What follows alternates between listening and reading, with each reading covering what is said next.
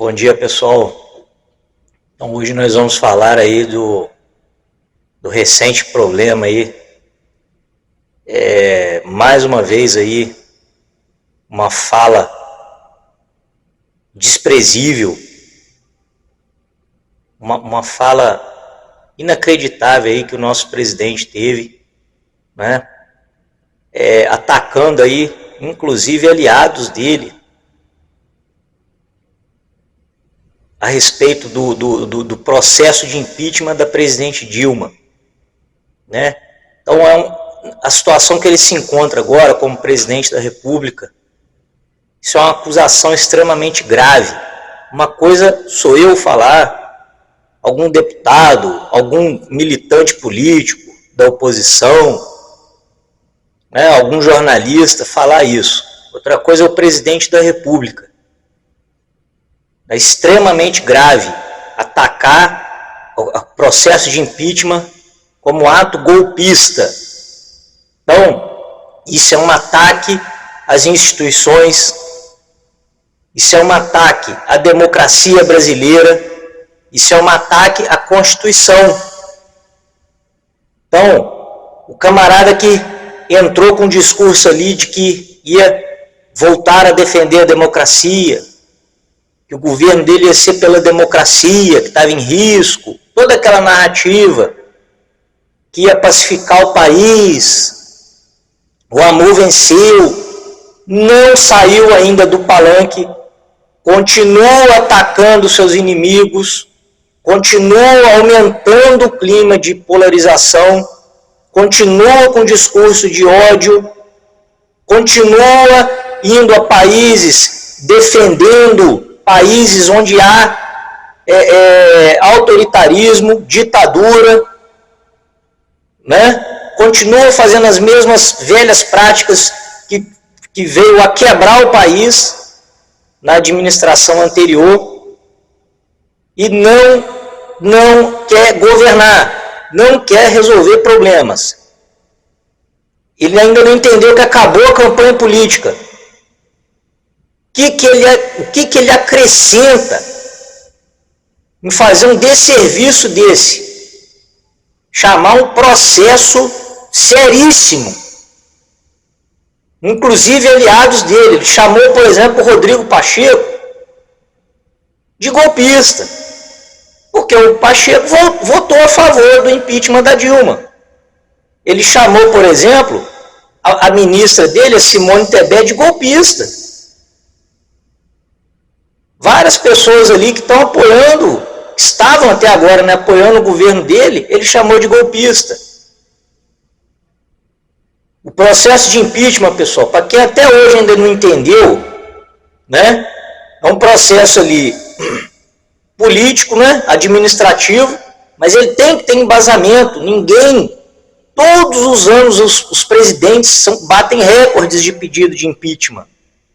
Várias pessoas fazem pedido de impeachment. Mas para ele vingar, ele precisa ter algum embasamento consistente. A Dilma, ela cometeu crime de responsabilidade. Exemplo, ela não cumpriu o orçamento, gastava mais do que o Congresso tinha aprovado lá para gastar, e aí você chama-se furou o orçamento. Hoje eles falam fura-teto porque tem o teto de gasto, né? Ela furou o orçamento, isso é crime de responsabilidade. Naquela época ela não tinha limitação, mas o Congresso, ele aprovava no ano anterior uma lei orçamentária, só podia gastar até aquilo ali, mas ele era mais flexível, ainda tinha isso, não tinha a limitação que tem hoje, por exemplo, com a PEC do teto de gastos, que foi feita pelo Temer, inclusive em 2016. O que acontece? Mas mesmo com esse orçamento mais flexível, ela ainda gastou mais. Gastou mais, não conseguiu cumprir, né? E aí o que ela fazia? Em vez de cortar gastos, que era o correto, fazer o contingenciamento, não. Continuava aumentando ainda mais os gastos. Isso leva o país à falência. Aí o que ela fazia para poder pagar e o rombo não aparecer? Pegava dinheiro emprestado com o banco, Caixa Econômica. Pegava o dinheiro com a Caixa Econômica, quitava ali os déficits, né? Só que isso é crime, não pode. Crime de responsabilidade. Um outro crime que ela incorreu também foi o quê?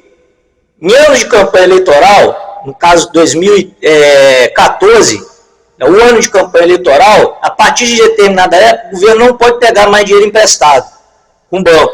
Ela pegou, continuava pegando, tá, para não aparecer o rombo, e ela se reelegeu em 2014. Mas a conta chega depois, aparece, aí vieram as denúncias, e aí foi aberto o processo de impeachment. Obviamente que todos os presidentes terão e vão ter sempre motivos para pedir impeachment. Mas o pedido de impeachment ele precisa também ter motivação, ter força, através de acordo com o cenário. Se um presidente, por exemplo, estiver tocando bem o país, a economia estiver indo bem, vão pedir o impeachment dele e vão engavetar. Isso é óbvio. Mas se fosse para frente também, tivesse embasamento legal, é um processo. Vai seguir, está previsto na Constituição, isso não é golpe. Está previsto na Constituição, várias pessoas votam.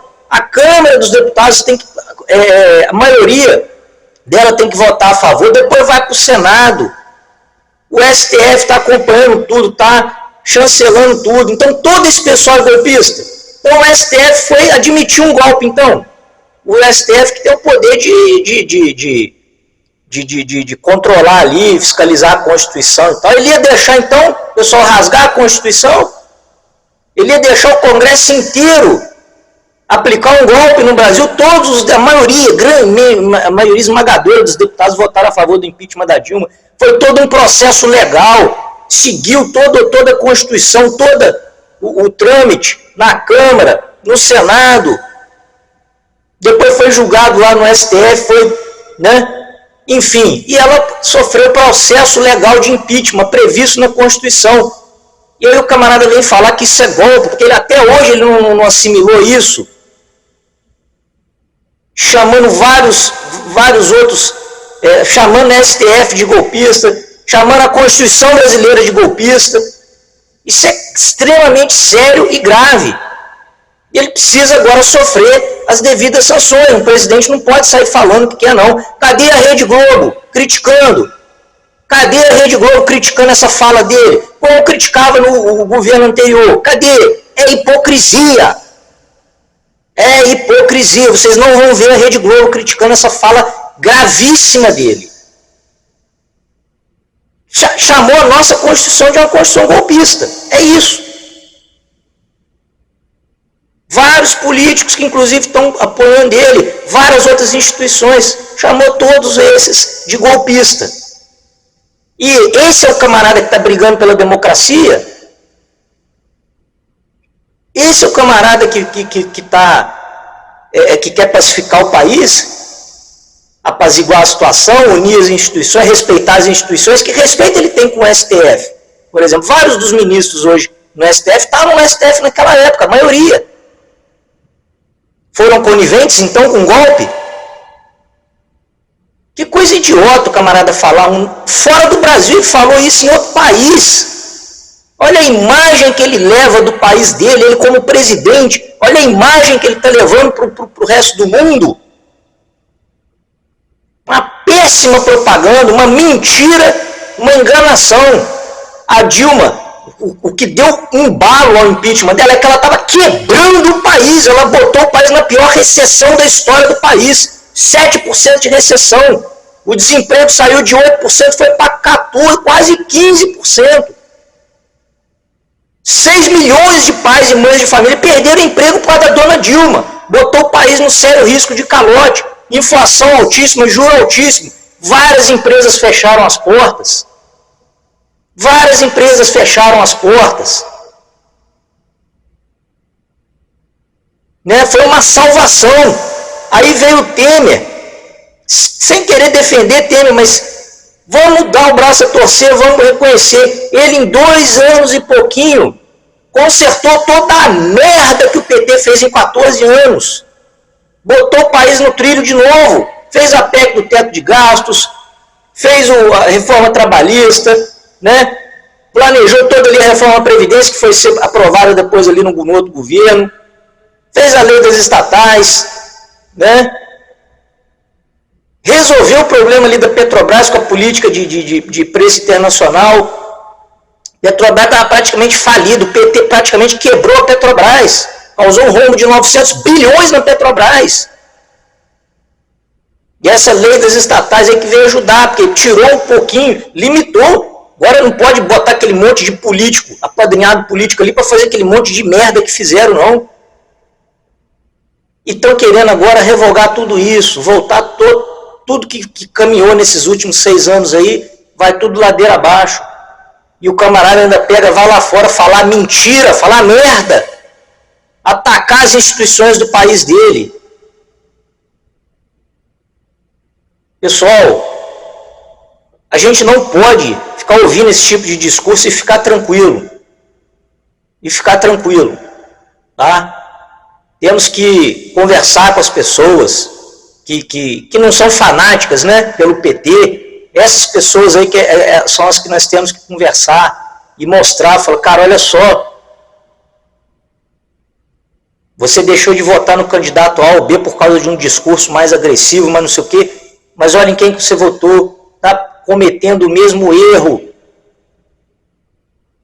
de uma maneira muito mais intensa. Então vamos conversar com esse pessoal, mostrar que assim, é questão de humildade, reconhecer que fez uma escolha errada, reconhecer que foi enganado. A maioria dos políticos são enganadores, vamos abrir os olhos, vamos ficar defendendo político também não, vamos defender nosso país não está em boas mãos com esse governo do PT. Poxa, se alguém acha que está bonito, que está legal, pelo amor de Deus, gente, vamos abrir os olhos. Vamos abrir os olhos enquanto é tempo. Tá?